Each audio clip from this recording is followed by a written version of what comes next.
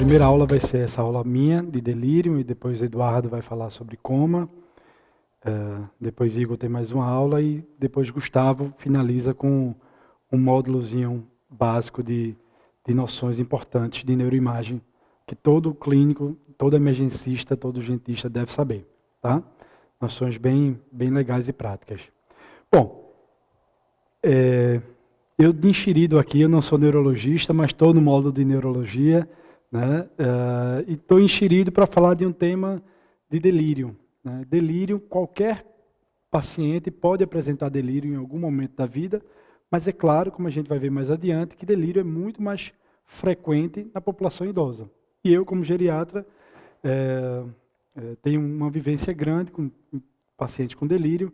Eu acho que eu conto nos dedos os dias que eu fui atuar como médico e que eu não me deparei em algum momento com um paciente com delírio. É de tão frequente que é essa condição na população idosa.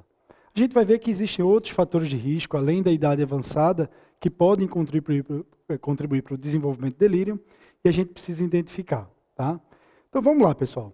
Seguindo essa nossa abordagem, essa pegada prática do MedExpert, eu começo aqui com um caso clínico bastante frequente.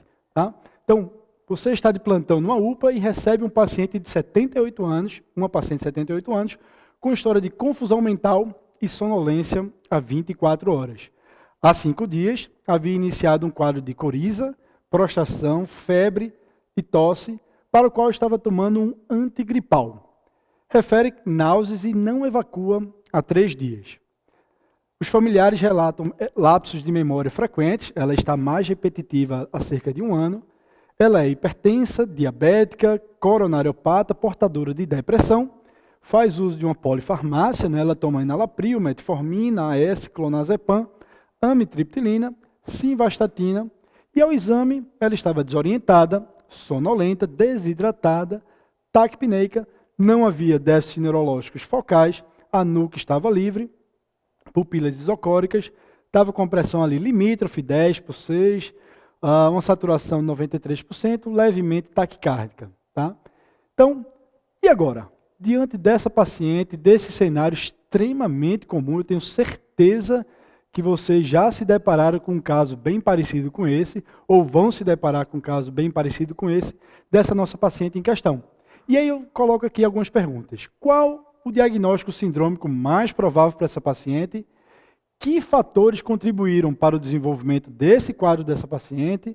Como é que a gente investiga essa paciente? Que exames a gente deve obrigatoriamente solicitar? E como a gente vai manejar essa paciente? Como a gente vai tratar? E como é que a gente pode, o que é que a gente deve prescrever quando a gente está diante de um paciente como essa? Então eu espero que ao final dessa aula a gente consiga responder muito bem e com segurança essas perguntas que eu aqui elaborei, tá bom? Então o roteiro da nossa aula, a gente vai definir o que é delírio, tá? A gente vai dar uma pincelada sobre aspectos importantes de epidemiologia, o impacto que o delírio pode causar. Vou falar sobre os fatores predisponentes e os fatores precipitantes, coisa que a gente tem que ter muito em mente. A gente vai falar e focar no diagnóstico, como é que a gente dá o diagnóstico de delírio, né? Como é que a gente reconhece rapidamente um paciente com delírio na urgência e como a gente deve investigar, que exames a gente deve solicitar e como a gente vai tratar e prevenir. Tá? Então, delírio. Se vocês forem analisar a literatura, existem diversos termos utilizados para a mesma coisa. Tá? Então, delírio pode ser chamado também de encefalopatia tóxico-metabólica, estado confusional agudo. Enfim, existem na literatura mais de 30 termos utilizados para a definição de delírio. Tá? E tudo isso remete à ideia de que há uma falência cerebral aguda. Não é necessariamente um problema no sistema nervoso central, na maioria das vezes a gente vai ver que existe um problema extra sistema nervoso central, mas que gera um impacto por alguns mecanismos que ainda não estão muito bem esclarecidos, que geram uma sintomatologia, uma alteração aguda no estado mental. Tá? Então, o delírio, lá não tem muito tempo atrás, lá no início dos anos 90, se tinham algumas concepções a respeito do delírio. Que concepções eram essas? Bom, naquela época, né, 20, 30 anos atrás, se acreditava que delírio era uma coisa normal para o idoso. Era normal que os idosos, ao ficarem hospitalizados, eles evoluíssem e ficassem um pouquinho malucos, né? Era apenas um incômodo, aquilo ali era apenas um incômodo que não tinha um grande impacto no prognóstico e nos desfechos clínicos. Acreditava-se também, naquela época, que nada poderia ser feito para prevenir ou para tratar efetivamente, mas se realmente aquilo ali incomodasse muito, nada que um bom Aldol e um diazepam não desse conta do recado, não é isso? Será que isso está certo? Acho que não, né? A gente vai ver na aula de hoje que nada disso aí faz muito sentido hoje, 20 anos depois. Tá? Então, só para a gente ter uma ideia, por que hoje a gente está aqui num domingo de manhã, nesse módulo de neurologia, com tantos temas importantes, a gente escolheu delírio? Porque delírio é uma coisa muito, muito, muito frequente. Todos vocês ou já se depararam, ou certamente irão se deparar com algum paciente com delírio. 10 a 40% dos pacientes atendidos na urgência, aí varia se é uma urgência que tem um predomínio mais de atendimento de população mais idosa, mas a literatura coloca que 10 a 40% dos pacientes atendidos na urgência apresentam delírio. Isso é um número bem impactante, não é? Concordam? Se a gente vai para outro cenário de pacientes hospitalizados, 12 a 60%, UTI, isso aumenta significativamente, 70 a 87%, pós-operatório, 52%, ou seja, mais da metade dos pacientes no pós-operatório podem apresentar em algum momento delírio, e entre os pacientes em cuidados paliativos, pacientes mais terminais, 80% vão apresentar em algum momento delírio. São números para lá de impactantes, concordam? Bom, e além de ser uma condição muito frequente, a gente vai ver que é uma condição que tem um impacto muito significativo na vida dos nossos pacientes. Então, delírio hoje, por que a gente diz que delírio é um problema? A gente entende hoje, sabe hoje, que delírio é um marcador clínico desfavorável. O paciente que apresentou delírio, fique atento.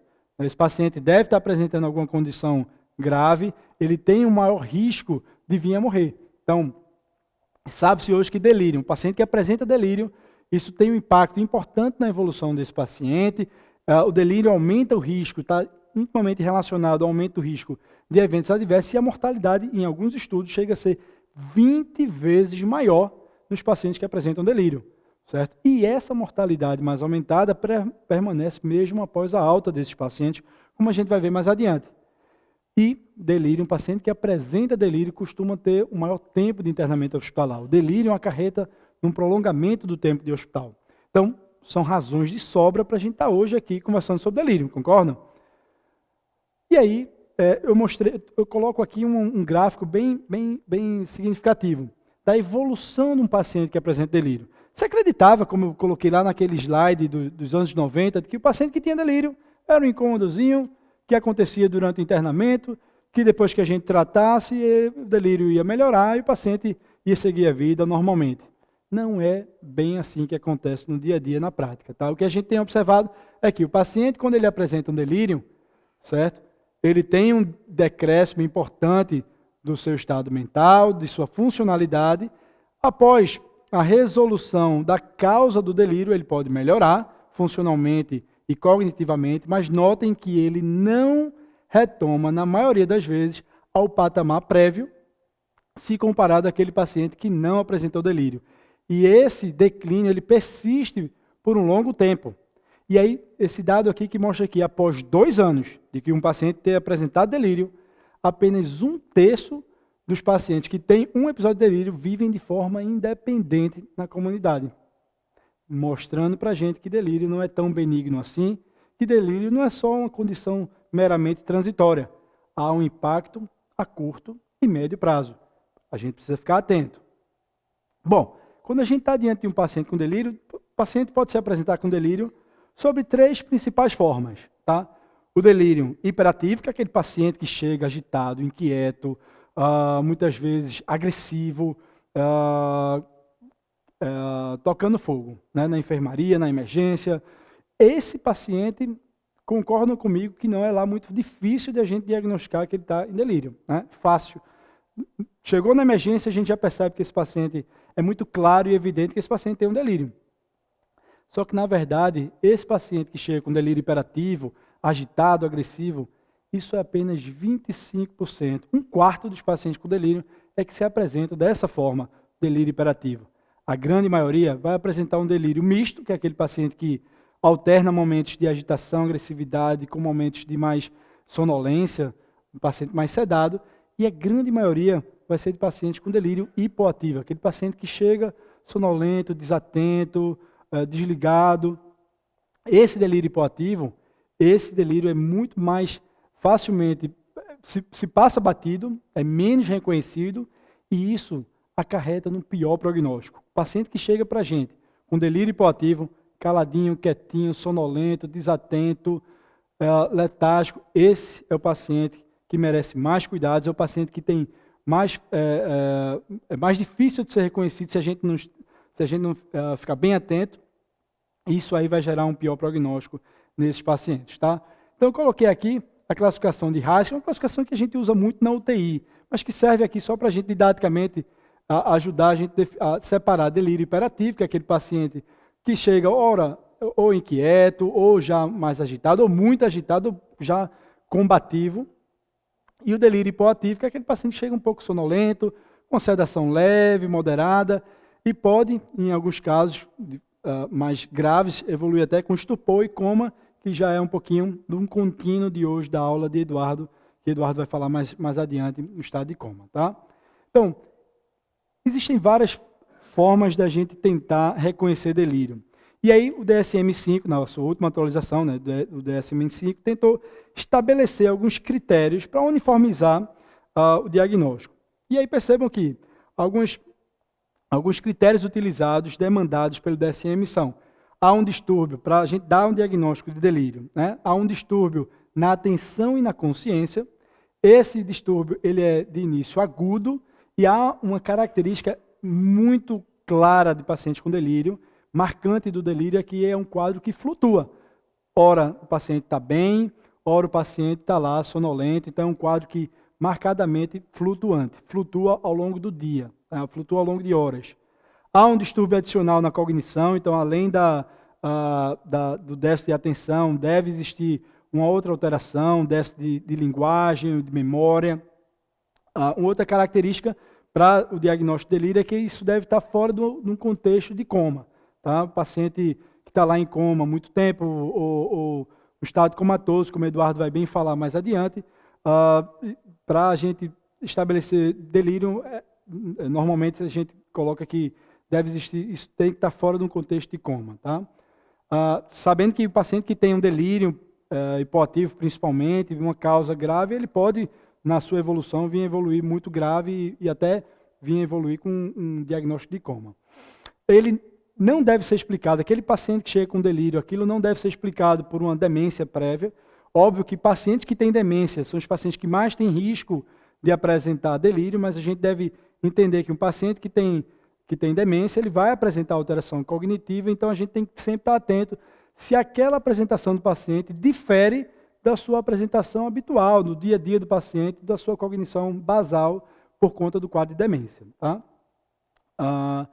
E normalmente, o quadro de delírio, existe a evidência de alguma causa orgânica subjacente, ou uma medicação, ou uma infecção, como a gente vai ver mais adiante. Então, só que para a gente dar o diagnóstico de delírio, colocar em mente todos esses critérios do DSM-5, vocês concordam que isso não é lá muito prático, né? A gente não, raramente a gente lá, principalmente no cenário de emergência, a gente vai estar, os critérios do DSM de delírio, obviamente que a gente não vai estar decorando isso, tá? Eu coloquei mais para a título de informação. E aí existe um método, certo, amplamente utilizado, já difundido, estudado, estruturado, para a gente dar o diagnóstico de delírio. Seriam alguns critérios, são os critérios do CAM, Confusion Assessment Method, o CAM. Então, para existir delírio, a gente tem que entender que o paciente tem uma mudança aguda do seu estado mental ao longo de horas ou dias. Essa mudança tem um curso flutuante, como eu citei anteriormente. Há um déficit atencional nítido, então desatenção é uma característica marcante de um paciente que tem delírio. E pode existir um pensamento desorganizado, uma alteração do nível de consciência. Existem esses 4 critérios para a gente dar o diagnóstico de delírio. Necessariamente tem que estar presentes os critérios 1 e 2 e mais o critério 3 ou 4. tá? Mas, Daniel, eu ainda estou achando isso meio complicado. Na emergência, eu chegar e dar o diagnóstico de delírio, tem que realmente preencher esses critérios. Na prática, quando os estudos têm mostrado que, utilizando apenas o CAM, dessa forma, a gente só dá o diagnóstico em 30% dos casos. A sensibilidade do CAM chega apenas a 30% dos casos. Oxente, então, se você disse para mim, Daniel, que essa é a forma mais difundida, estudada, é o CAM, valorizou tanto, mas você chega para mim e me diz que esse método aí só vai ter uma sensibilidade de 30%, e aí? Como é que a gente vai fazer? Bom, e aí existem alguns algoritmos mais simples, que eu quero que vocês fiquem atentos, e muito mais fácil da gente dar um diagnóstico de delírio. Tá? Então, fiquem atentos. Chegou um paciente para vocês que tem uma alteração aguda do estado mental, difere do padrão basal dele, do habitual do paciente, segundo os familiares, e tem principalmente um curso flutuante. Ora está sonolento, desorientado, ora ele está bem, então flutua esse quadro. Então, se isso está acontecendo, não. Se não está, se não tem isso, não é delírio. Provavelmente não é delírio, vamos investigar outra coisa. Mas se está presente, vamos lá. Esse paciente que tem uma alteração aguda do estado mental, que flutua, ele tem algum déficit de atenção? E como é que a gente vê se o paciente tem déficit de atenção? Existem algumas formas de a gente ver, mas uma dica boa e bem prática que a gente pode fazer na hora lá na emergência, no dia a dia, e é super simples, é a gente pedir para o paciente dizer para a gente os meses do ano na ordem inversa, de trás para frente, do último ano, do último mês até julho. Então ele vai dizer dezembro, novembro, outubro, setembro, agosto, julho. Se ele tiver mais de um erro nessa sequência, tá? Se ele não tem erro, ele não tem déficit de atenção, não tem delírio. Mas se ele apresenta mais de um erro nesse ditado aí, a gente vai para avaliar se o paciente tem uma alteração do nível de consciência. E aí a gente pode rapidamente avaliar o nível de consciência. Se está muito agitado, se está inquieto, agitado, uma escala de reais ali, 1, 2, 3 para cima, ou se ele está ao contrário, mais sonolento, mais letárgico, sedado, isso aí é uma escala de reais diferente de 1, ou seja, esse paciente tem delírio. Então ele tem uma alteração aguda do estado mental, essa alteração flutua ao longo do dia, das horas, ele tem um déficit atencional, porque você viu lá nesse teste super rápido, que é pedir para o paciente dizer os meses do ano de trás para frente, você viu o nível de consciência, está alterado, ele já preenche os critérios para delírio, ele tem delírio, vamos seguir o fluxo, vamos avaliar o próximo passo. Tá? Mas se ele não tem um nível de consciência alterado, você viu que ele tem uma alteração aguda do estado mental, flutua, tem déficit de atenção, mas ele está ali, quietinho, alerta, a gente passa para a gente ver se ele tem um pensamento desorganizado. E aí existem algumas ferramentas super rápidas ali para a gente ver se ele tem um pensamento desorganizado. Algumas perguntas básicas. Uma pedra flutua na água? Existem peixes no mar? 1 quilo pesa mais do que 2 quilos? Você pode usar um martelo para bater um prego? Ou seja, perguntas super simples. Você dá um comando para ele, levante esses 2 dedos, você mostra para ele, ele espera que ele faça o mesmo gesto, apontando 2 dedos. E aí depois você diz, agora faça o mesmo com a outra mão, agora sem mostrar. Então, ele deve, com a mão esquerda, ter apresentado os 2 dedos, com a mão direita ele deve apresentar. Se ele apresentou algum erro nessas perguntas, há um indício de que ele tem um pensamento desorganizado, e se ele tem um pensamento desorganizado com os outros critérios acima, ele tem delírio. Se ele não tem isso, ele não tem delírio. Se ele não errou nenhum, e ele não tem alteração do estado mental, do nível de consciência, ele não tem delírio. Poxa, Daniel, gostei da tua dica, foi legal esse fluxo aí, mas eu ainda estou achando complicado. Lá na urgência, eu estressado lá, atendendo os pacientes, tem um bocado de paciente ainda para atender, você me diz que tem que preencher esse algoritmo, eu ainda não estou achando bem. Bom, mas se vocês ainda não estão satisfeitos, vamos lá. Um rastreio ultra breve para, sem caqueado, a gente tentar identificar um delírio. Tá? Esse é um rastreio ultra breve que já foi estudado, é o Ultra Brief Screener, como chamam, e basicamente você vai perguntar para ele 2 perguntas. Pode fazer para ele 2 perguntas. Quais os meses do ano, do último ao primeiro, agora é do último para o primeiro, tá?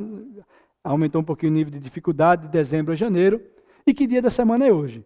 Se ele errar as 2 perguntas, a chance é muito grande desse paciente ter um delírio. Tá? Então ficou mais fácil, mais rápido, mas sem caqueado para a emergência, concordam? Errou as 2 perguntas, esse paciente deve ter delírio, aí eu posso mais calmamente voltar aqui e fazer esse fluxo. Bom, vamos lá. Então, voltando para o nosso caso, tá? Nossa pacientezinha de 78 anos, que estava lá confusa, com a sonolência 24 horas. No exame clínico, a gente viu que ela estava desorientada. E aí, qual o diagnóstico sindrômico que vocês dariam para essa paciente? Estava lá sonolenta, então ela estava com alteração do estado mental, estava desorientada. Eu não fiz os testes ainda aqui dessa paciente, mas muito provavelmente essa paciente a gente está diante de um caso de delírio, né? Ok, então essa pergunta aí ficou simples. Vamos passar para a próxima. Quais fatores contribuíram para esse caso, tá? Então, a gente, quando está diante de um paciente com delírio, a gente tem que ter uma noção muito clara dessa ideia de fator predisponente e fator precipitante. Qual a diferença de fator precipitante e fator predisponente? São sinônimos? O que seria isso aí? Então, fator predisponente é aquela condição que o paciente tem que aumenta o risco dele vir a desenvolver aquela condição, no caso aqui o delírio. Fator precipitante é aquela condição, quando surge, ele vai desencadear o delírio, certo? Principalmente no paciente que já tinha uma predisposição. Tá? Então, quais são os fatores predisponentes principais para um paciente desenvolver delírio? Eu disse anteriormente, qualquer pessoa, em algum momento da vida, não está isenta do risco de vir apresentar delírio. Qualquer pessoa, qualquer paciente. Mas o paciente que mais apresenta delírio é o paciente idoso, né? Então, a idade avançada é um dos principais fatores predisponentes para o delírio. É muito mais comum o delírio no paciente idoso. E o paciente que já tem algum declínio cognitivo de base, certo? O paciente que tem uma menor reserva cognitiva e o paciente idoso, são esses os dois principais fatores predisponentes para o delírio, tá? Nossa paciente lá em questão, a gente vai voltar lá e a gente vai ver que ela era idosa e já tinha algum grau de declínio cognitivo. O paciente que é muito mórbido, ou seja, aquele paciente que tem várias comorbidades, como nossa paciente, hipertensa, diabetes, coronariopata, enfim, o paciente que tem muitas doenças também tem maior risco de apresentar delírio. O paciente que já tem algum grau de incapacidade funcional. O paciente do sexo masculino, o paciente que tem algum déficit sensorial, tem um déficit visual, auditivo, o paciente que tem depressão, que usa álcool. Então, são alguns fatores predisponentes. E o que é que mais precipita um delírio? Então, os principais fatores precipitantes. Drogas, lembrem sempre de drogas, tá? Medicações. E aí existem algumas medicações que eu vou mais para frente citar mais minuciosamente, mas basicamente as medicações que levam o paciente a ficar mais sedado, certo? As medicações psicotrópicas, os anticolinérgicos, os opioides, são exemplos de medicações que aumentam, que precipitam muito comumente o delírio. Cirurgia, então é muito comum a gente ver delírio no pós-operatório, certo? Paciente que se interna, por qualquer que seja o motivo, o próprio internamento já aumenta o risco desse paciente vir apresentar delírio. Anestesia, imobilização prolongada, dor. A gente passa batido na dor, né? Muitas vezes o paciente está lá agitado, sonolento. Na verdade, o que ele tem, o que está causando aquele delírio, é uma dor que não foi tratada, não foi reconhecida e adequadamente tratada. Privação de sono, outra causa muito frequente que eu vejo no dia a dia. Certo? Privação de sono, o paciente não está dormindo, passou uma noite sem dormir, 2 noites sem dormir, lá para o terceiro dia ele está confuso, desorientado por privação do sono. Tá? Infecção, outra causa muito, mas muito frequente mesmo, de precipitação de delírio. Constipação, que muitas vezes passa batido na gente, a gente não investiga. Então, paciente, principalmente paciente idoso, já com declínio cognitivo prévio, constipa, passa lá 3, 4 dias sem evacuar, isso já é um fator precipitante para delírio. Tá? Retenção urinária, muitas vezes o paciente chega agitado, agressivo, combativo. A gente vê tudo, examina tudo, esqueceu de palpar o abdômen e ver que ele está ali com bexigoma. Aquilo ali é a causa do delírio. Tá? Doenças agudas, qualquer doença aguda pode desencadear delírio. E a exacerbação de doenças crônicas, o paciente com IC, que descompensou, DPOC exacerbado, tá? Descompensação de doenças crônicas também. E muito frequentemente, o que a gente vê na prática, vários fatores precipitantes juntos. Né? É um somatório de fatores que desencadeiam a ocorrência do delírio. Tá? Então, a ideia de delírio, que eu quero que vocês tenham em mente, não saiam daqui hoje, é que quanto mais fatores predisponentes estão presentes, menos fatores precipitantes são necessários para desencadear o delírio. É isso que a gente vê na prática. Então, por exemplo, vou dar um exemplo aqui. 2 pacientes, uma é uma mulher de 67 anos, que não tem demência, não tem nenhum declínio cognitivo, e vive de forma independente, superativa, de boa. E a outra paciente é uma mulher de 92 anos, já com demência avançada, reside numa ILP, numa instituição de longa permanência, tem várias comorbidades. E aí? Temos duas pacientes completamente diferentes, né? O que é que vai ser suficiente para desencadear um delírio nessa primeira paciente aqui? É uma doença simples, bobinha, ou uma sepse? Provavelmente essa paciente vai desenvolver delírio se ela tiver uma doença grave, uma sepse grave por uma infecção urinária, né? Já essa paciente aqui, mais frágil, que já tem uma demência prévia, uma reserva cognitiva reduzida, um perfil de maior risco, tem muito fator predisponente para delírio, basta uma cistitezinha de nada para esse paciente apresentar um delírio. Então, esse é o raciocínio que eu quero que vocês saiam daqui em mente. Tá? Não é todo paciente pode apresentar delírio? Pode, mas não se contentem se chega uma paciente que era muito boa, muito ativa, tinha uma cognição muito boa, era bem funcional, chega na urgência em delírio, você faz um sumário de urina, tem lá uma cistitezinha, então deve ser essa cistite a causa do delírio, vou só tratar a cistite, bola para frente, próximo paciente, vamos lá. Não, minha gente. Para essa paciente, que era muito boa, bem, funcionalmente, cognição preservada, era ativa, para ela ter desenvolvido um delírio, é porque alguma causa mais grave está por detrás. Então vão atrás, não se contentem com a cistitezinha. Tá? Eu já tive paciente, um tempo atrás, que 60 e poucos anos, muito ativa, levava os netos na escola, chegou um belo dia em casa, em franco delírio, a funcionária percebeu, ligou para a filha ligou para mim, e ela disse que estava em delírio. Foi para, não, leve para a emergência. Chegou na urgência, o colega lá fez um sumário de urina, viu uma piúria, disse, isso é infecção urinária, e vou tratar essa infecção urinária. E baixou a guarda para outras causas mais graves. No final das contas, essa paciente tinha um quadro de encefalite herpética. Então, fiquem atentos. Se o paciente é idoso, frágil, já com a demência avançada, uma cistite, sim, pode justificar delírio. Mas é um paciente que era bem previamente. Uma doença, uma cistite, normalmente não é suficiente para desencadear um delírio. Tá? Então, quer um macete para não deixar passar nenhum caso de delírio? E aí? Para ficar bem simples, a gente reconhecer rapidamente, ficar atento às principais causas de delírio, vai um mnemônico, um acróstico, delírio, ou seja, as principais causas de delírio, a gente consegue resumir aqui. Então, vamos lá. Drogas. Né? Então, fique atento. O paciente chegou com delírio, principalmente idoso, pergunte. Não deixe nunca de perguntar sobre o histórico de medicações. Ou seja, iniciou alguma medicação nos últimos dias? Se não iniciou, aumentou a dose de alguma medicação nos últimos dias? Certo? Essa medicação foi reduzida a dose, porque também tem isso. O paciente, às vezes, está fazendo uso de uma medicação, reduz a medicação, tira a medicação, o paciente pode evoluir com abstinência daquela medicação. Usou álcool recentemente, porque álcool também pode desencadear delírio, né? Então fica muito atento às drogas psicoativas, principalmente. Tá? De eletrólitos, então o paciente pode estar desidratado. Desidratação é uma causa frequente de delírio, principalmente entre os idosos. Ou hipernatremia, hipercalcemia pode ser um delírio, pode ser a manifestação inicial de uma hipercalcemia. Né? Então, fiquem atentos a eletrólitos. Paciente com delírio, é sempre válido a gente checar os eletrólitos, tá? E avaliar se o paciente está desidratado. Desidratação é causa muito frequente de delírio também.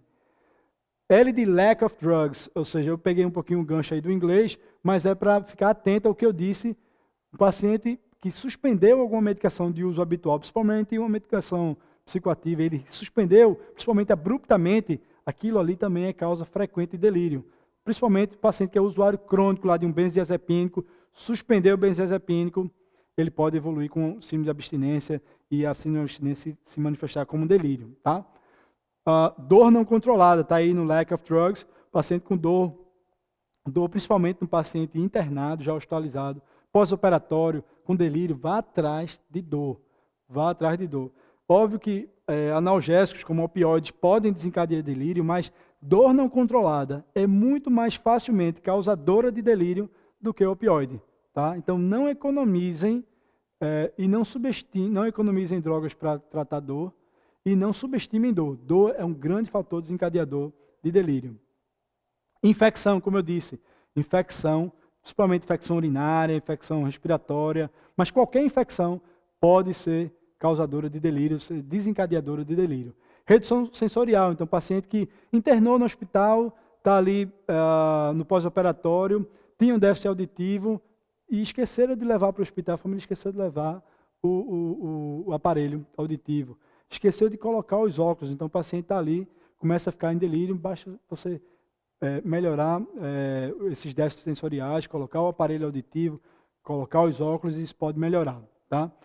E de intracraniano, então não esquecer de causas neurológicas. Eu tinha falado que delírio muitas vezes não é causado por doenças propriamente no sistema nervoso central, mas algumas doenças do sistema nervoso central podem se apresentar, se manifestar com delírio. Então, AVC, hematoma subdural, então ficar sempre atento. Se esse paciente caiu algumas semanas atrás, alguns dias, semanas atrás, isso pode ser, o delírio pode ser uma manifestação de um hematoma subdural crônico, em um idoso que caiu e teve um TCE alguns dias atrás.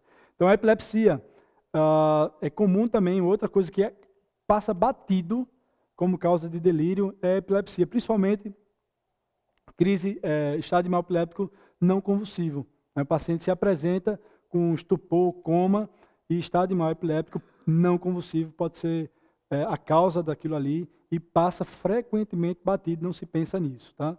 Quadro encefalite, como a paciente que eu citei, minha paciente, que eu citei anteriormente. O de retenção urinária, como eu falei, retenção urinária é causa de delírio, a gente não pode passar batido. Impactação fecal, fecaloma, constipação com fecaloma, isso é causa também desencadeadora de delírio. E não esqueçamos de M de miocárdio. Delírio pode ser a primeira e única manifestação de uma síndrome coronariana aguda, tá? De um TEP. Então fiquem atentos a essa possibilidade. Tá? Uma coisa que é muito frequentemente confundida é delírio com demência. Eu falei já várias vezes ao longo dessa apresentação que demência, declínio cognitivo é fator de risco para o desencadeamento de delírio, ok? Ok. Mas frequentemente isso vem junto, tá? Então, o paciente que tem delírio, ele já tem uma demência. A gente tem que ficar muito atento, nem sempre é muito fácil reconhecer, mas a dica é, pergunte a um familiar, a um cuidador, se aquele estado que o paciente está apresentando agora, se aquilo ali é condizente com a condição basal, com a cognição basal do paciente. Se a gente não tiver muita certeza de que aquilo ali é o basal do paciente, se tiver dúvida, é preferível conduzir como sendo um delírio, certo? Internar o paciente e não deixar passar uma causa subjacente que esteja contribuindo para aquilo, do que a gente simplesmente assumir que aquilo ali é uma demência, é o basal do paciente, bola para frente, não tem nada que eu deva me preocupar. Então, teve dúvida, é melhor interpretar como sendo um delírio. Tá? Então, algumas dicas aqui para diferenciar um pouco delírio de demência. Delírio tem uma instalação aguda, como eu falei já várias vezes, e se instala de forma rápida, aguda, e tem um curso flutuante.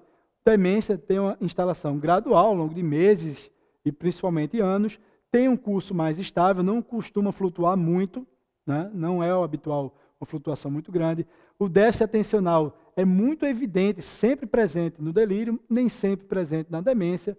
A alteração do nível de consciência geralmente está presente no delírio e na demência tipicamente é ausente. Pensamento desorganizado pode estar presente aqui, é muito variável na demência. Alucinações podem estar presentes aqui no delírio. Na demência pode também ter alucinação, principalmente na demência por corpúsculo de Levy, mas no dia a dia não é tão comum alucinações no paciente com demência. E o declínio cognitivo pode ser reversível no delírio, pode, nem sempre é, e raramente é reversível na demência. Então, são algumas dicas para a gente diferenciar um pouquinho o delírio de demência, mas sabendo que, como eu disse, as duas condições podem coexistir frequentemente. Tá? Bom, a gente já viu que a nossa paciente tinha provavelmente um quadro de delírio. A gente, vamos só revisar aqui os fatores que contribuíram para o delírio dessa paciente. Quero que vocês me digam aí. O que é que vocês acham que nessa paciente contribuiu para o delírio dela?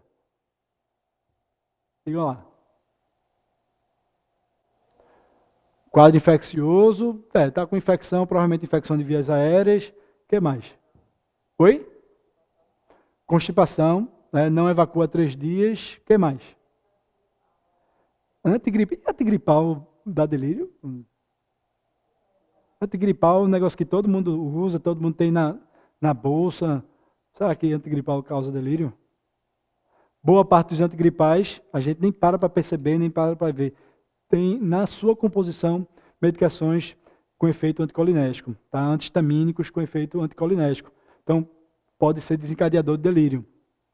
Passando aqui, ó, que outro fator pode ter contribuído para o delírio dela aí? Ou contribuído, ou ter... ou foi um fator desencadeante, ou foi um fator predisponente aqui. Depressão, a gente viu que é um fator predisponente. Multimórbida, né? Comorbidades várias. O que mais, ó? Polifarmácia, principalmente usando, ó, clonazepam, amitriptilina, que tem muito efeito anticolinéstico. Ela estava desidratada, desidratação pode ter contribuído para isso aí também.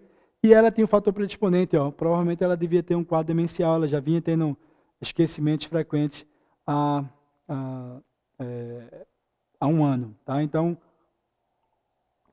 sobram aí fatores precipitantes e desencadeantes, tá? Então, vamos lá.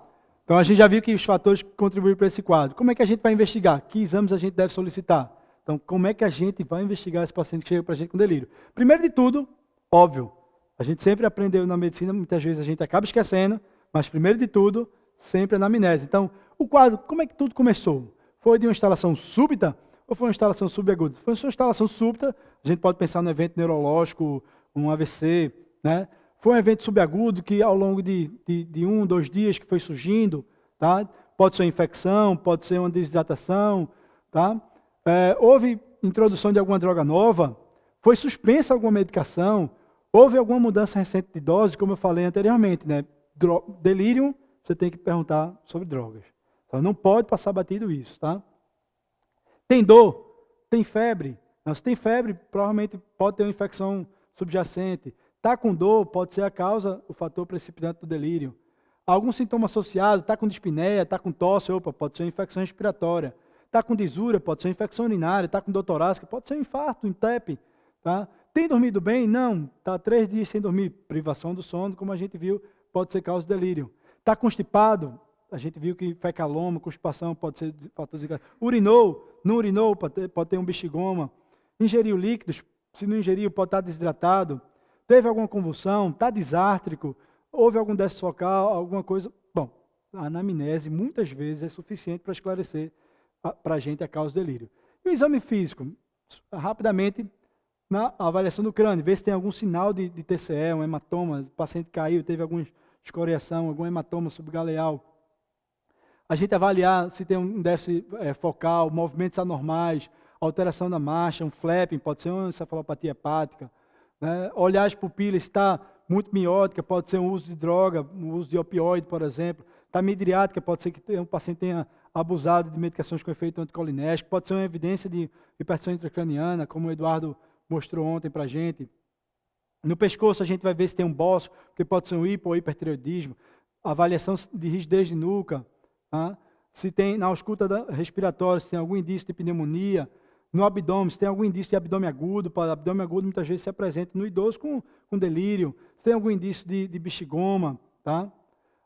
Na fundoscopia, como o Eduardo disse ontem, todo neurologista, idealmente todo urgentista tem que ter o seu oftalmoscópio na urgência, ver se tem papiledema, porque se tiver pode ser hipertensão intracraniana. Movimento ocular normal, pode ser uma síndrome de Wernicke, tá? Deficiência grave de tiamina. Está com nistagmo, pode ser intoxicação por droga, álcool. Tem algum sopro novo, pode ser uma endocardite. Na pele tem uma úlcera, tem algum sinal de infecção de pele, tem alguma peteca. Então, vamos atrás desses achados no exame clínico para dar pistas para a gente da causa subjacente. Tá? E exames complementares, que é super válido, a gente sempre tem em mente e na maioria das vezes solicitar. Então, sumário de urina e urocultura. Sumário de urina é muito óbvio, investigar a infecção urinária, que é causa frequente de delírio. Avaliar a função renal, bioquímica com função renal, eletrólitos, todos os eletrólitos, para a gente ver se isso pode estar contribuindo para delírio. Avaliar se o paciente está com hipoglicemia ou hiperglicemia, que também pode ser causa de delírio, frequentemente é. Gasimetria, para a gente ver se o paciente está com acidose, tem hiperlactatemia, pode ser uma sepse como causa de delírio. Avaliar um eletro, para a gente ver se tem sinais de infarto, de isquemia, se tem uma brade ou taquiarritmia que pode estar contribuindo para o quadro, função tiroidiana, marcadores de necrose miocárdica, testes de função hepática, tudo isso é válido no cenário de urgência diante de um paciente com delírio, tá? E quando é que a gente vai coletar um LCR?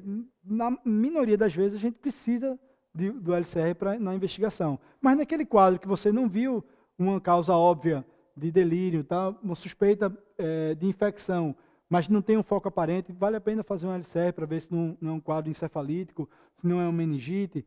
Se existe uma suspeita clínica de infecção do sistema nervoso central, também vamos fazer o LCR. E se tem uma suspeita de sangramento do sistema nervoso central, às vezes a neuroimagem no HSA, por exemplo, pode não vir evidência de sangramento no primeiro momento e o líquido pode aumentar o rendimento diagnóstico. Tá? Neuroimagem, aí quando é que a gente não vai fazer neuroimagem em paciente com delírio? Né? Boa parte dos pacientes com delírio a gente acaba solicitando a neuroimagem. Mas nem sempre a gente tem que solicitar uma neuroimagem, nem sempre há disponível a neuroimagem para a gente. Né? Na maioria das vezes a gente não tem, principalmente se estiver no interior ou no serviço de baixa complexidade, a gente não vai ter uma neuroimagem. Então, quando é que a gente pode dizer assim, que pode prescindir da neuroimagem? Então, quando tem uma causa imediatamente tratável, então o paciente está lá com infecção urinária muito clara, que pode justificar o quadro, tem uma hiponatremia grave, então a gente pode não necessariamente fazer a neuroimagem. Não tem nenhum sinal de trauma, de TCE, não tem nenhum sinal focal novo, o paciente está bem, alerta, obedecendo os comandos simples. Se ele preenche esses critérios, a gente pode dizer que a gente não vai necessitar de uma neuroimagem. Tá? Então, como investigar e qual exame solicitado, também já podemos marcar o tiquezinho.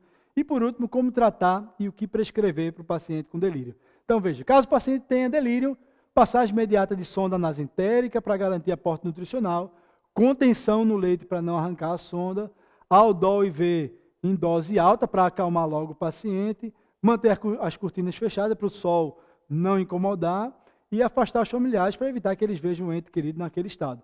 Beleza? Tranquilo? Dito tratamento? Acho que não, né? É bem o contrário de tudo isso aí. Né? Tudo que a gente não deve fazer é isso aí. Então, primeira regra, está diante de paciente com delírio, o ideal seria que a gente tivesse prevenido o delírio, né? Ou seja, existe uma campanha nos Estados Unidos que é I Can't Prevent Delirium. Então, uma campanha nacional para evitar delírio, porque grande parte dos pacientes que desenvolvem delírio, aquilo ali poderia ter sido evitado se fossem tomadas algumas medidas super básicas. Tá? Então, a primeira regra é prevenção, melhor tratamento para o delírio. O melhor é que o paciente não tenha, porque a gente já viu que quando o paciente tem delírio, o desfecho a curto e médio prazo não é bom. Mas, regra número 2, identificar e tratar a causa subjacente. A gente não pode ficar tacando Aldol, benzodiazepínico e esquecer o básico, de tratar, de ir atrás, investigar e tratar aquilo que está levando o paciente a ter delírio. E fiquem sempre atentos para descontinuar ou reduzir medicações potencialmente inapropriadas que podem estar causando delírio. Tá? Não deixem, pelo amor de Deus, passar isso. Tá? E aí, medicações de alto risco, eu cito aqui algumas, benzodiazepínicos, opioides, os indutores de sono, os antidepressivos tricíclicos, antistamínicos de primeira geração, que muitas vezes, como eu disse, estão dentro das formulações dos antigripais, medicações com efeito anticolinérgico, vários anticonvulsivantes, os bloqueadores do receptor H2, lá, ranitidina, cimetidina, isso pode causar delírio, tá?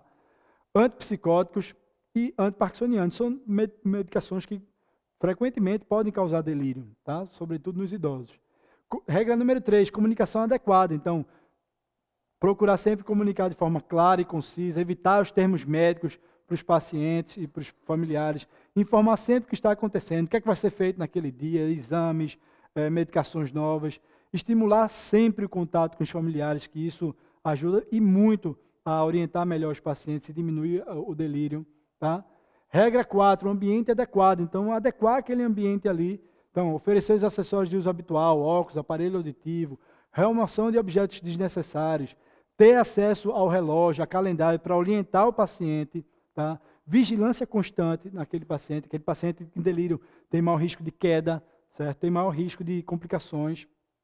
Iluminação adequada, então, de manhã, durante o dia, um ambiente iluminado, à noite, um ambiente mais escuro, calmo, temperatura adequada, evitar sonoridade excessiva, orientar sobre higiene do sono, para que o paciente possa dormir melhor, as medidas de higiene do sono. Então, Então, todos esses fatores aqui contribuem muito para a melhora e para a prevenção também do delírio. Retirar sempre catéteres e sondas desnecessários. Chegou o paciente com delírio, quanto mais catéter e sonda você colocar, pior vai ser para o paciente, mais delírio você vai desencadear. Não amarrar, tá, pessoal?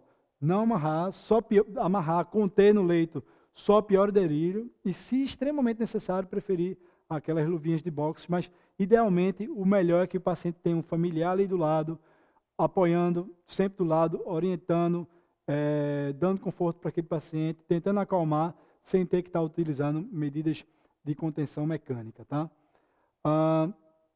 E medicações, essas medicações para delírio, isso é em último caso, tá? Então, regrinha básica para tratamento farmacológico de delírio. Se for um delírio hipoativo, não há necessidade de medicação nenhuma. Delírio hipoativo, nenhuma medicação se mostra útil para o delírio hipoativo, tá? Então, delírio hipoativo é tratar a causa de base, tratar a dor, hidratar o paciente, corrigir, tirar a medicação desnecessária, enfim, medidas comportamentais, medidas não farmacológicas, modificar o ambiente, como a gente viu anteriormente. No delírio hipoativo, abordagem não medicamentosa sempre, certo? Antes de tudo, abordagem não medicamentosa. Apenas utilizar a medicação em situação de agitação com risco ao paciente ou para quem está ali do lado dele, responsável pelo cuidado, tá? Selecionar as medicações de acordo com o perfil de efeitos colaterais, a gente vai ver mais adiante, iniciar em dose baixa e esperar, ver se houve resposta, repetir só se necessário, tá certo? Bom, medicações mais usadas para o delírio, mas todas essas medicações aqui são de uso off-label, nenhuma delas tem aprovação, certo, do FDA, aprovação da Anvisa, para tratamento de delírio, são medicações de uso off-label, em último caso, como a gente viu, um paciente que está muito combativo, agitado demais, oferecendo risco para ele e para quem está ao redor. Então, Aldol, risperidona, olanzapina, quetiapina são as medicações antipsicóticas que mais, quando a gente precisa utilizar, são as mais frequentemente utilizadas.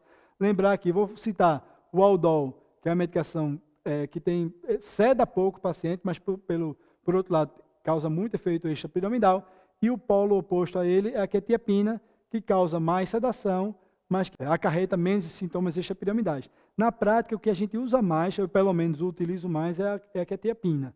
Tá? Aquele paciente muito agitado, eu utilizo quetiapina em baixas doses, geralmente 12,5, meio comprimido de 25 miligramas, é o que eu costumo utilizar, mas o haloperidol, eventualmente, a gente também usa muito, principalmente quando é por muito curto tempo. Tá?